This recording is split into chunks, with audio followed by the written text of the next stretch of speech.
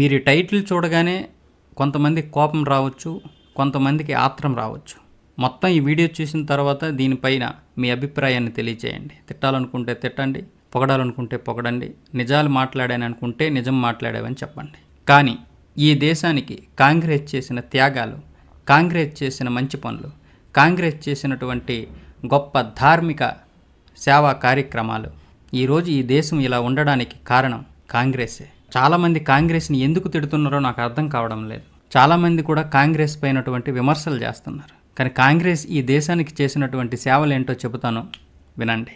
21 లక్షల మంది హిందువులను చంపిన తర్వాత కూడా పాకుకు 65 కోట్ల రూపాయలు ఇచ్చినటువంటి పార్టీ, మత ప్రాతిపదికగా పంపకం చేసినప్పటికీ 7 కోట్ల ముస్లింలను ఈ దేశంలోనే ఉంచినటువంటి పార్టీ, హిందువులు లేని కాశ్మీరును తయారు చేసింది, సెక్యులర్ పదాన్ని రాజ్యాంగంలో చేర్పించింది, 8 రాష్ట్రాలలో హిందువులను అల్పసంఖ్యాకులుగా చేసింది, ఏఎంయూలో ముస్లిం పదాన్ని చేర్చింది, బీహెచ్ఈలో హిందూ పదాన్ని చేర్చడానికి వ్యతిరేకించింది, కాశ్మీర్ సమస్యను జటిలం చేసింది, జేకేలో చట్టం నందలి సెక్షన్ 35A 370లను పెట్టింది, పట్టుబడిన 93,000 పాక్ సైనికులను వదిలిపెట్టి జయింపబడిన POKను తిరిగి గిఫ్ట్గా ఇచ్చేసింది, 90,000 స్క్వేర్ కిలోమీటర్లతో పాటు కైలాస మానస సరోవరంను చైనాకు అప్పగించింది, జేకేలో రోహింగ్యాలకు పునరావాసం కల్పించింది, బంగ్లాదేశీ ముస్లింలను దేశంలో చొప్పించి ఓటు బ్యాంకు పెంచుకుంది, NRCని వ్యతిరేకించింది, దేశ ద్రోహులను రక్షించడానికి రాత్రి 2 గంటలకు సుప్రీంకోర్టును తెరిపించింది, 2,700 సిక్కులను హత్యాకాండ చేసింది, దూరదర్శన్లో సత్యం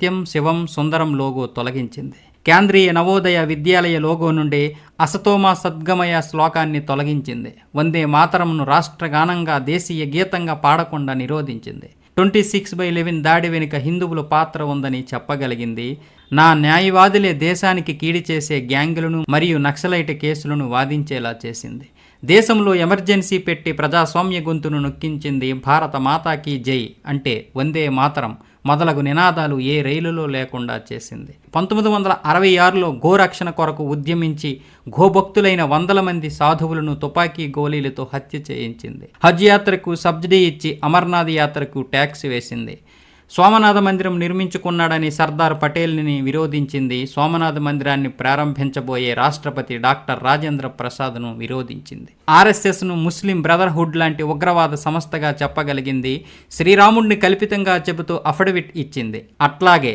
రామసేతును విరిచేసే ప్రయత్నమూ చేసింది, భారత్కు UNOలో లభించే సభ్యత్వం వీటో అధికారం చైనాకిచ్చింది, మీరందరూ సెక్యులర్ హిందువులు అయిపోండి అంతే, హిందుస్థానును హిందూ ముక్తుస్థానుగా మార్చేసింది, ఆరోపణలన్నీ RSSపై పడేసింది.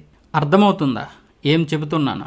ఇప్పటికైనా మీ సెక్యులర్ భావజాలాన్ని విడనాడండి. మీ నీతి వాక్యాలు, మీ సెక్యులర్ భావజాలాన్ని కింద ఎక్కడైనా పెట్టుకోండి. బంగ్లాదేశ్లో ఏం జరుగుతుందో తెలుసుకోండి, పాకిస్తాన్లో ఏం జరుగుతుందో తెలుసుకోండి, అంతెందుకు మన దేశంలో ఏం జరుగుతుందో తెలుసుకోండి. పనికిరాని మీటింగులు ఎట్టుకుంటూ పనికిరాని విషయాల గురించి మాట్లాడుకునే మీరు ఈ దేశ సనాతన సంస్కృతి ఏ విధంగా నాశనం చేయబడుతుందో తెలుసుకోలేకపోతున్నారు. ఆర్టికల్ 25, 28, 30 HRCE చట్టం 1951లో చేసింది, 1956లో HBC చట్టం చేసింది, 1975లో సెక్యులరిజాన్ని రాజ్యాంగంలో కూర్చారు, 1992లో సెక్యులరిజాన్ని చట్టం చేశారు, 1991లో POW చట్టం చేశారు, 1995లో వక్ఫ్ చట్టం చేశారు. ఆర్టికల్ 28 ద్వారా హిందువుల నుండి మత విద్యను తీసేశారు, కానీ ఆర్టికల్ 30 ద్వారా ముస్లింలు మరియు క్రైస్తవులకు మత విద్యను అనుమతించారు. 1951లో HRCE చట్టం అమలు చేయడం ద్వారా హిందువుల నుండి అన్ని దేవాలయాలు మరియు పుణ్యక్షేత్రాల డబ్బును లాక్కున్నారు. విడాకుల చట్టం, హిందూ కోడ్ బిల్లు ప్రకారం వరకట్న చట్టం ద్వారా హిందూ కుటుంబాలను నాశనం చేయగలిగారు, కానీ ముస్లిం వ్యక్తిగత చట్టాన్ని తాకలేకపోయారు. బహుభార్యాత్వాన్ని అనుమతించారు, తద్వారా వారు తమ జనాభాను పెంచుకోవడం కొనసాగించారు. ముస్లిం అబ్బాయిలు హిందూ అమ్మాయిలను సులభంగా పెళ్లి చేసుకోవడానికి వీలుగా 1954లో ప్రత్యేక వివాహ చట్టం తీసుకొచ్చారు. 1975లో ఎమర్జెన్సీ విధించి రాజ్యాంగంలో సెక్యులరిజం అనే పదాన్ని బలవంతంగా జోడించి బలవంతంగా భారతదేశాన్ని సెక్యులర్గా మార్చగలిగారు. కాంగ్రెస్ ఇక్కడతో ఆగలేదు. 1991లో మైనారిటీస్ కమిషన్ చట్టాన్ని తీసుకొచ్చి ప్రకటించింది. స్కాలర్షిప్ లాంటి ప్రభుత్వం ప్రత్యేక హక్కులను ఇచ్చింది, మైనారిటీ చట్టం కింద వారికి లబ్ధి చేకూర్చింది. 1992లో హిందువులు తమ దేవాలయాలను చట్టబద్ధంగా వెనక్కి తీసుకోకుండా అడ్డుకోగలిగింది.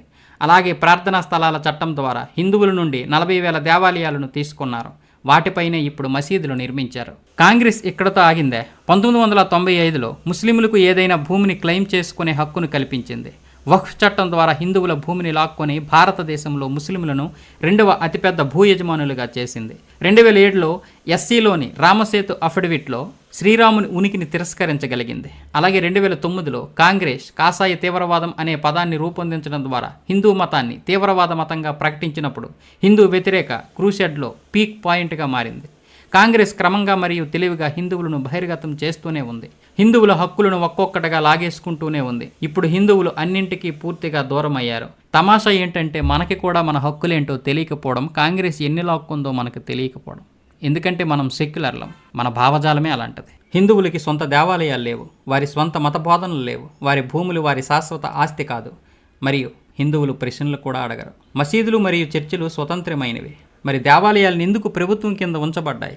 ఎందుకు దేవాలయాల్ని నియంత్రిస్తున్నారు? ప్రభుత్వం ఎందుకు ఉంది? మదర్సాలు, కాన్వెంట్ పాఠశాలలకు నిధులు కేటాయించగలిగిన ప్రభుత్వం మరి గురుకులాలకి ఎందుకు నిధులు ఇవ్వలేదు? వక్ఫ్ చట్టం వచ్చినప్పుడు హిందూ భూచట్టం ఎందుకు రాలేదు? ముస్లిం పర్సనల్ బోర్డు ఉంది కానీ హిందూ పర్సనల్ బోర్డు ఎందుకు లేదు?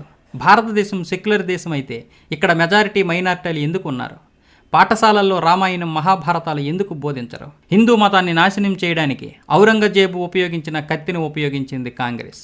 రాజ్యాంగాన్ని నాశనం చేయడానికి చట్టాలు, కత్తి, విఫలమైన చోట బిల్లులు ఉపయోగించింది. ఆపై ఎలాగో మీడియా ఉంది. ఎవరైనా ఈ ప్రశ్నలను అడగడానికి ప్రయత్నిస్తే అతడు వర్గీయుడు, కాషాయి భక్తుడిగా ప్రకటింపబడతాడు. బహుశా ఇప్పుడు నేను అలాంటి వాడినే.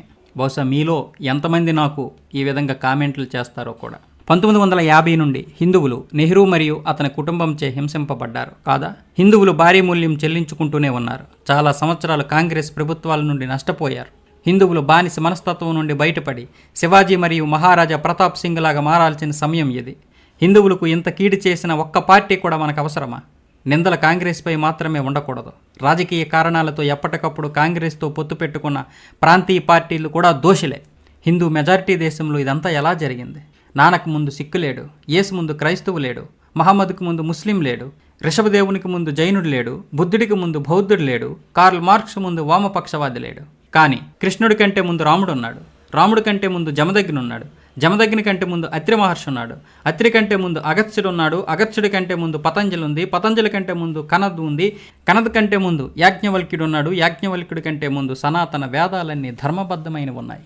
మరి ఇదంతా హిందూ మెజారిటీ దేశంలో ఎలా జరిగింది? ఈ రాజకీయ చదరంగంలో 12 ఎత్తుగడలు చేయబడ్డ ఈ దేశంలో మొట్టమొదటిది మొఘలులు భారతీయులయ్యారు. మరి భారతీయుడు కాఫీర్ అయ్యాడు. ఎందుకయ్యాడు? గియాసుద్దీన్ ఖాన్ మోతీలాల్ అయ్యాడు, జవహర్లాల్ నెహ్రూ అయ్యాడు, ఇందిరాగాంధీ, రాజీవ్ గాంధీ, మైనో గాంధీలు అయ్యారు. మరి భారతీయుడు మూర్ఖుడయ్యాడు.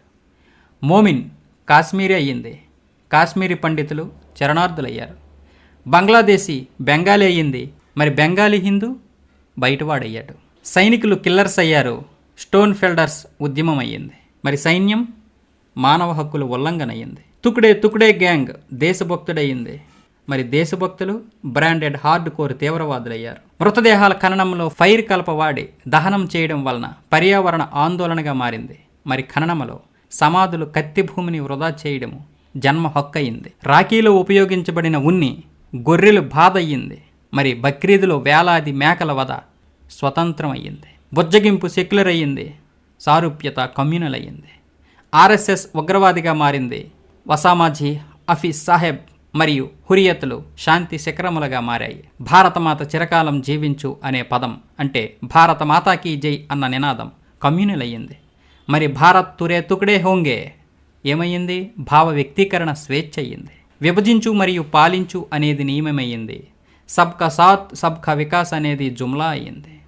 కొంచెం ఆలోచించండి, అర్థం చేసుకోండి. హిందూ మెజారిటీ దేశంలో ఇదంతా ఎలా జరిగింది? సనాతన హిందువులు ఎప్పుడు ముస్లిం దేశానికి పౌరులయ్యారు అది కూడా తెలియదా? ఎందుకంటే మనం నిద్రపోతున్నాం కాబట్టి. మజ్బూర్ హిందూ అయినందుకు నేను మిమ్మల్ని అభ్యర్థిస్తున్నాను. ఏ విధంగా ఈ వీడియోకి 10 మందికి చేరేలా చేస్తారో అది మీ ఇష్టం. చెప్పాలనుకున్నది చెప్పాను, జరుగుతున్నది మాత్రమే చెప్పాను, జరిగింది మాత్రమే చెప్పాను. జరగబోయేది ఏంటో తెలియదు. ఎలాంటి దారుణాలు జరుగుతాయో మీరు పక్కనే ఉన్నటువంటి బంగ్లాదేశ్ను చూడండి, పక్కనే ఉన్నటువంటి పాకిస్తాన్ను చూడండి, ఈ దేశంలో జరుగుతున్న అన్యాయాలను చూడండి. నిజమేంటో మీకు తెలుస్తుంది.